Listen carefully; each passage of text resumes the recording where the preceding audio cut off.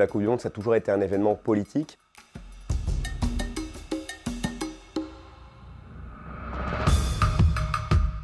Cette Coupe du Monde 66, c'est cette première participation, en tout cas pour l'équipe nord-coréenne. Après la guerre de Corée, c'est un pays qui doit faire face aux ingérences de l'URSS et de la Chine, et que finalement il va devoir exister par d'autres moyens, notamment par le sport, et c'est le petit poussé de cette compétition. Mais durant cette compétition, la Corée du Nord va trouver un allié de poids, ça va être finalement le public anglais de la ville de Middlesbrough. C'est une ville qui n'est pas trop connue en Angleterre, dont l'équipe de football joue en rouge, comme l'équipe de Corée du Nord. C'est une ville ouvrière socialiste, et donc ils vont finalement trouver dans cette équipe de Corée du Nord une équipe dans laquelle ils peuvent se représenter. Et donc ils vont soutenir cette équipe ardemment. Malheureusement, ça n'a pas fonctionné pour les premiers matchs. Défaite contre l'URSS, un match nul inespéré contre le Chili.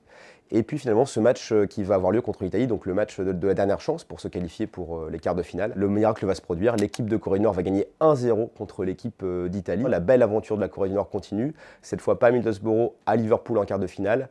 Il y a le public de Middlesbrough qui se déplace aussi en masse à Liverpool. 3-0 pour la Corée du Nord au bout de 30 minutes de jeu. Mais finalement, le Portugal de Eusébio, donc, qui est le ballon d'or du moment, eh bien, il va renverser la situation et c'est défaite 5-3 pour la Corée du Nord. Mais en tout cas, on retient la Corée du Nord, ce petit poussé qui s'est révélé grâce à cette Coupe du Monde.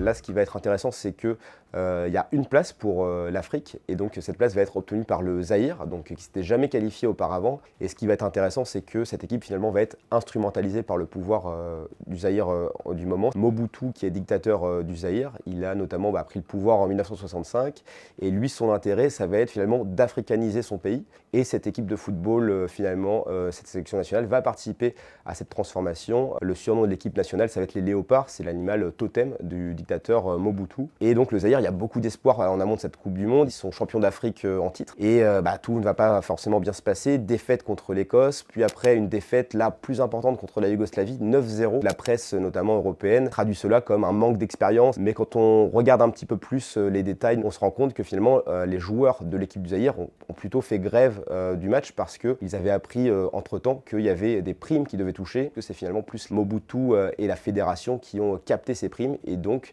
les joueurs n'ont plus du tout la tête au match, et donc c'est pour ça qu'il va y avoir ce score de 9-0. Cela va révéler en fait les failles de la dictature de Mobutu. Ces joueurs de l'équipe du Zaïre qui étaient finalement portés au nu par le peuple en amont de cette compétition va être totalement oublié. Mobutu aussi ne va plus utiliser le football comme un moyen d'instrumentalisation sportive, et ce n'est finalement qu'à la fin du règne du dictateur sanguinaire Mobutu en 98 que l'équipe du Zaïre va retrouver ses lettres de noblesse avec l'équipe désormais de la République démocratique du Congo et une 3e place à la CAN 1998.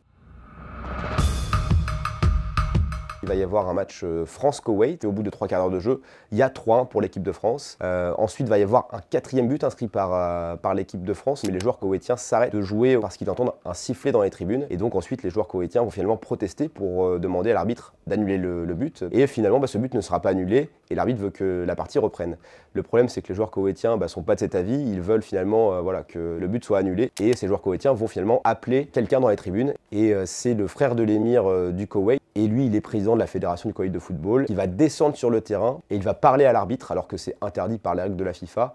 Et l'arbitre soviétique Miroslav Stupar, et finalement, il va annuler le but, ce qui va aussi énerver les Français, notamment Michel Hidalgo qui va descendre sur le terrain mais qui n'aura pas le même traitement de faveur. On m'a empêché d'entrer sur le terrain alors que le président du Koweït faisait une conférence de presse, lui sur le terrain. Bon, la France va quand même gagner ce match 4-1. Après, le Koweït essaiera de se racheter et ils inviteront notamment Michel Platini au Koweït pour venir assister à un match. Et à l'occasion de ce match, Michel Platini va avoir une sélection avec l'équipe du Koweït. Et donc, si on regarde sa page Wikipédia, on peut voir finalement que Platini il a des sélections avec l'équipe de France, mais aussi une avec l'équipe du Koweït. Donc c'est l'histoire un peu cocasse de cette Coupe du Monde 1982. Il y a un match Serbie-Suisse, donc c'est vrai que d'a priori, on pourrait se dire que Serbie-Suisse, c'est pas un match politique, mais ce qu'il faut savoir, c'est que cette sélection suisse comporte beaucoup de joueurs d'origine kosovare. Depuis la guerre de Kosovo en 1999, beaucoup de Kosovars ont finalement émigré en Suisse. Et la Suisse va aussi beaucoup aider dans la constitution, en tout cas du Kosovo en tant qu'État indépendant, qui s'est déclaré indépendant depuis 2008. Mais cette indépendance n'est pas reconnue, en tout cas par la Serbie. Et c'est ce qui va poser problème lors de ce match. La Suisse va gagner ce match contre la Serbie, et les deux joueurs suisses d'origine kosovare, que sont Granit Xhaka et Shaqiri, Shaqiri vont célébrer leur but avec un signe de l'aigle. C'est un signe pour mettre en avant que le Kosovo est pleinement indépendant alors que la Serbie ne le reconnaît pas. Et ça va être vécu comme un affront par la Serbie. À l'issue de ce match, eh bien, vu que c'est un geste politique, Shaqiri va avoir une amende de la part de la FIFA. Mais cette amende, il y a même le ministre du Commerce du Kosovo qui va se mobiliser pour faire une cagnotte en ligne et payer l'amende de Shaqiri. Chose importante aussi, c'est que pour cette Coupe du Monde 2022, il y a encore un Serbie-Suisse qui va devoir se jouer. On est sûr qu'effectivement, avec cette question très prégnante du Kosovo, ce sera encore mis sur le devant de la scène à la fois footballistique et politique.